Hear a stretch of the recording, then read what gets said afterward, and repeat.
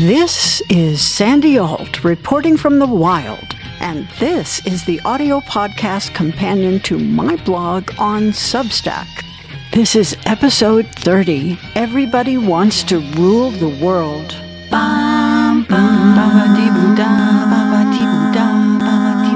Everybody wants to rule the world. That line is from a song I love by Tears for Fears. And I love this beautiful, fragile world, and also our imperfect nation, built on cherished ideals we have never fully achieved. But I fear the title of that song is foretelling, and that by the time most of us are awake to what is happening, all that we hold dear about both our world and our nation could be gone. My trepidation is born out of a mix of hyper-awareness and sleepless worry, a state where I, like some of you, struggle to figure out a way to rouse our sleepwalking fellow citizens to look out to the horizon, see what is coming, and engage before it's too late. I fear that what lies ahead for us will be so far worse than the sum of all that the administration is hurling at us daily that we will lack the means to address it. To avert the still greater disaster, we need a plan sufficient to the challenge and a mass of inspired and united people who will commit to that plan. Many of us who are awake and already in the fight are focused on the next election. More than a few of us wonder if there will even be a next free and fair election in this country. Already, the democracy defenders with whom I stand, shoulder to shoulder, are working together for justice and equality to address climate change, preserve endangered species and natural resources, promote election integrity, and push back against corruption in government at every level. We give generously of our limited resources of time, energy, and money. We fight on many levels: neighborhood, local government, statewide, nationwide, and global. Hope rises with every small win, and defeats have not deterred us. We strive on. Yet, I worry if we can effect real change at this pace and in these numbers against the forces mounting against us. After Republicans suffered a rout in the November elections, this corrupt administration proceeded to commit worse crimes, to destroy more and more of what once made this country great, to advance alignment with authoritarians and undermine our allies, to pronounce indecencies publicly, invade our cities, and ignore the sentiments of the citizenry. It becomes obvious that they don't fear public disapproval, nor the next election. It is all too likely they intend to retain power, no matter the actual results. My fellow democracy defenders and I have been boomeranging about in this chaotic whirlwind of destruction for nearly a decade, and the effort required to keep up intensifies almost hourly. I am cursed to have a slightly more panoramic view than some of them. Those who have not studied the big picture have hinted from time to time that I am alarmist. Some wish I weren't doomsaying when they need to hear hope. There is always some evidence for hope. I am not counting out hope, or I would not be writing this, and I would not be resisting still. But I am also not denying what I can see, or that I am often more far-sighted than those I respect and value for their own detail-oriented, close-up perspective. It takes both ways of looking at things to find the best way forward.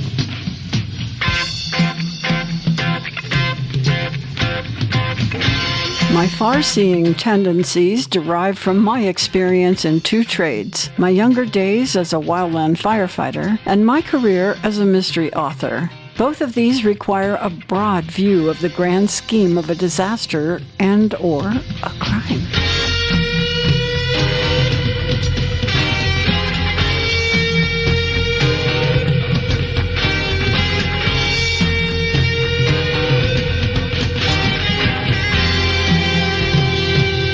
Of course, I'm not the only one looking at the events of today through a wide-angle lens. If we carefully read, listen, and watch some of our great thinkers, writers, historians, and journalists, they are telling us that we are moving out of nation-states into a global takeover by the ultra-rich. Ruling over this imminent new world order are mafia-like cartels of billionaires who carve out their territory with violence and intimidation, information manipulation and control, and deprivation and chaos. If I trust anyone these days, it's American historian Heather Cox Richardson, and she's reporting what she's seeing. The Trump administration is replacing American democracy with a kleptocracy, a system of corruption in which a network of ruling elites use the institutions of government to steal public assets for their own private gain. It permits virtually unlimited theft, while the head of state provides cover for his cronies through pardons and the uneven application of the law. Later in that same post, HCR gets down to the real. There is a growing sense that an elite group of wealthy people is running the world without accountability to the law, and that the Trump administration is protecting and even advancing the people in that group. She continues. Unlike the robber barons of the late 19th century, today's power elite is, as Anand Giridharadas of the Ink wrote on November 23rd in the New York Times, a borderless network of people connected not to nations or their fellow citizens, but to each other. They exchange non-public information and capital to enable the members of that group to control events, disregarding the effects of their decisions on those outside their network. And since HCR has pointed us to this New York Times opinion column by Giridharadas, let's look at something else he says in that piece, which is titled, How the Elite Behave When No One is Watching, Inside the Epstein Files. At the dark heart of this story is a sex criminal and his victims, and his enmeshment with President Trump. But it is also a tale about a powerful social network in which some, depending on what they knew, were perhaps able to look away because they had learned to look away from so much other abuse and suffering. The financial meltdowns some in the network helped trigger. The misbegotten wars some in the network pushed. The overdose crisis some of them enabled. The monopolies they defended. The inequity they turbocharged. The housing crisis they milked. The technologies they failed to protect people against. The public and the media are now referring to this global cabal of the elite rich as the Epstein class, because we are learning through that scandal the broad global reach of enablement and funding for pedophilia that Epstein helped create and maintain, and how many world leaders, top bankers and investors, and ultra-rich movers and shakers were complicit in the pedophile web, even if not explicitly active in child sexual abuse. The Epstein scandal has been eclipsed by the war-making of this administration, laying bare the lust for oil that drives its murderous moves.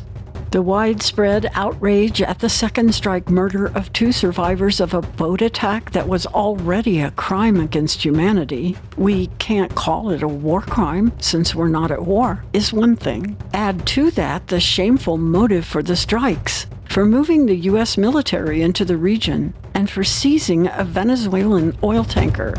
Venezuela holds the world's largest crude oil reserves. The rich want the resources. The gang who controls the most goods rules the world. The same is true for the so-called Russian-written peace plan that the U.S. State Department, now a mafia-style underboss unit for the Project 20 Forever cabal, recently proposed. There is no desire for peace in this plan. If Russia, who wrote it, wanted peace, they would stop invading Ukraine. No, they and the U.S. want the rare earths, the ports, and the rich lands and resources of Ukraine.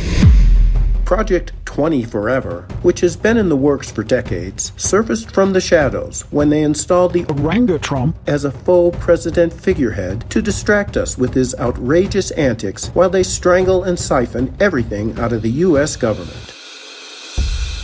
They enlisted the richest man in the world and his Doge thugs to bonesaw the U.S. government in the name of ending waste, fraud, and abuse, when in fact they escalated spending, rendered the government ineffective and inefficient, and eliminated the internal watchdogs so we couldn't see the extent of thievery and criminality they were committing.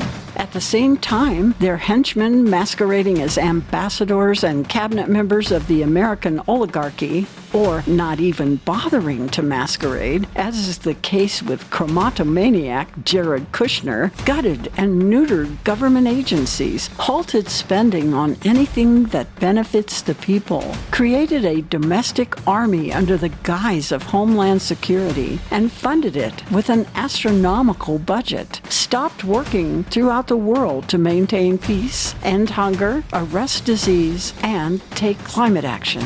Now they have issued edicts that say all this and more out loud. The Thebocrats plan to break up NATO, abandon Europe, and instead focus on dominating Latin America and seizing all its assets and resources while promoting Russia's theft of goodies in other parts of the globe. Here's some wisdom from the eloquent American actor, director, and narrator Peter Coyote from his essay on Substack, Missing the Forest for the Trees. I think we're losing the political competition by not seeing the forest clearly due to our absorption and distraction with the trees. The trees are every insult, violation, falsehood, and gesture of disrespect for our government and norms perpetrated daily by the Trump dumpster class. The forest is an organized cohort of billionaires and corporate chieftains. This might feel like it is something new, this sudden shift, extraneous of borders or nations, to a worldwide Thunderdome, where the tech kings and other filthy rich operators who have already formed wild warring pacts with former foes and unsavory strongmen seek to carve up the globe to fill their insatiable need for greed and power. But this is not new. Just perhaps more emboldened. In an opinion piece in The Nation, Jet here lamented the end of citizen-governed democracy, and he, as Coyote does in the aforementioned blog post, puts blame on Lewis Powell's 1971 Powell Memorandum.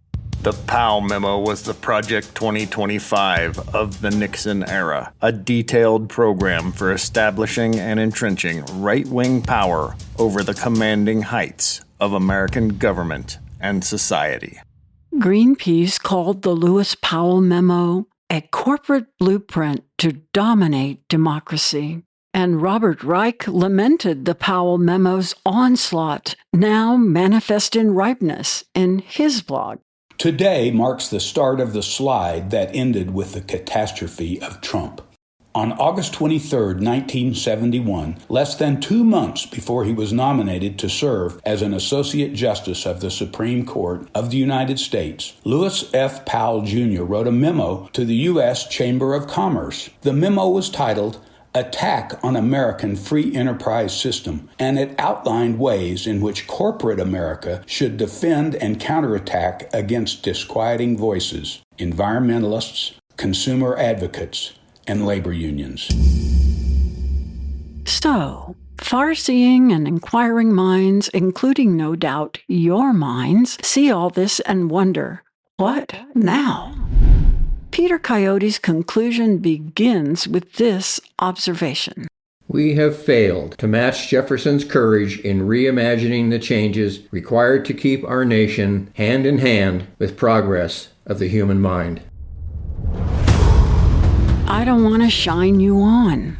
We're in the deep stuff now that the stinking rich, heartless zombies have mastered, walking around in broad daylight while distracting and deluding the public to remain in power. Media conglomerates merge and expand in efforts to control and recreate information to shape the public's understanding without any obligation or allegiance to truth. Elon Musk announced his intent to build a robot army while spending volumes of his unlimited wealth to promote authoritarianism in European and African elections. He touts the future of humankind as resting on colonizing Mars, not preserving Earth. Billionaires build bunkers meant to survive nuclear war while they race to devour the planet's resources and disregard the destruction that climate change causes, in large part as a result of their own greed. AI outsources thinking and creativity, eliminates jobs, and gobbles up precious resources like water, land, energy, and clean air, while escaping regulation or mitigation of its ill effects and harmful potential. And the future wellness of humanity is now in the hands of vaccine deniers and health-harming hooligans, perhaps by design, because, after all, who among the wealthy wants to share limited, valuable resources with the great unwashed? An ethnic cleansing, Christo-fascist, cruelty-based elitism drives policy. And the power of those in charge derives not only from the ignorant and apathetic who gave them the keys, but also from the revenues we pay for them to govern, when clearly they have no intent to do so. It's a shocking lot, and no wonder few among us want to back up and look at it all. Not only is it hard to see and comprehend the breadth and depth of, but it's so disheartening it might devour our spirits. Yet I don't want you to think we don't have some daylight of our own to move around in, to try to arrest the total extinction of goodness, humanity, and maybe even democracy. Some shared ideas are taking root and beginning to grow among the best of our thinkers that could work to halt the progress of some of this at varying levels. Some, including MSN Now anchor Rachel Maddow, recently posited that as blue states begin to create alliances to provide services that the federal government used to provide, the United States may well come apart. And she refers to an event she held with American historian Timothy Snyder, who also fears this possibility. And I will tell you, one of the things that really stuck with me from that night was that Professor Snyder said at one point in our discussion that he is less worried about there ultimately being a coast-to-coast, totally autocratic Trump dictatorship that controls everything in the entire United States of America. He's less worried about that prospect than he is that what Trump is doing to the country might pressure us and damage us in such a way that the United States of America breaks up. More and more far-seeing thinkers are speaking and writing about the power of a blue state alliance, or even secession, soft or otherwise, that would permit those of us in this country who want equality, justice, integrity, accountability, decency, and democracy to refound our self-governing republic among those states who will uphold these things, rather than repeatedly fail to convince those who don't. More ideas are also out there if you look for them. I read Chris Armitage, Jonathan V. Last, and David Schuster on Substack for inspiration, and recommend them to you for their ideas and vision, as well as the writers I have quoted and already mentioned here.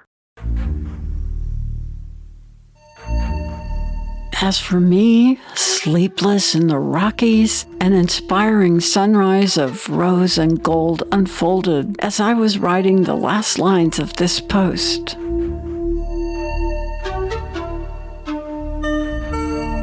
I will continue to work in my small corner of the world to uphold decency, equality, justice, self-governance, and environmental integrity, and to use my talents to hopefully awaken, inspire, provoke thought, and sometimes entertain those of you who have been kind enough to follow my work. Please let me know how I'm doing for you in that regard.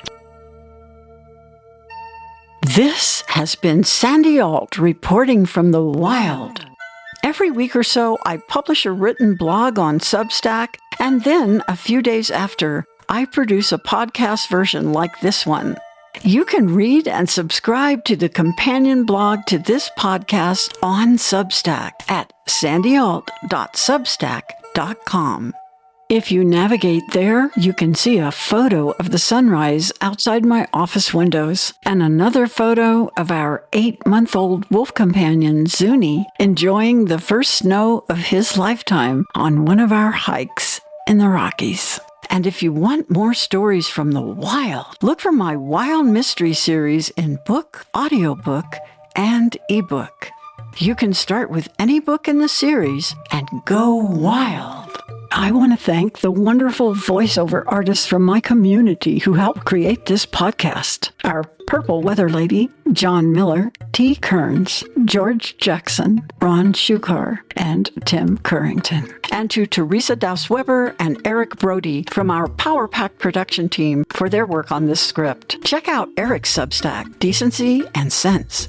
Let's roll a few writer credits. I've used a title and a line from Tears for Fears' great song, Everybody Wants to Rule the World, written by Curt Smith and Roland Orzabal. I've quoted the great Heather Cox Richardson from her Notes from an American Post of November 30th, 2025. And Anand Giridharadas' piece, How the Elite Behave When No One Is Watching, inside the Epstein emails from the New York Times. Also, Peter Coyote's blog on Substack, Missing the Forest for the Trees. Jet Here's The Powell Memo helped create Project 2025, published in The Nation. And Robert Reich's Substack blog post, Today is the Anniversary of the Worst Memo in History. I've used a clip from MS Now's The Rachel Maddow Show of Rachel telling it like it is. The full notes and links for all of these are on my Substack. Check it out and go wild.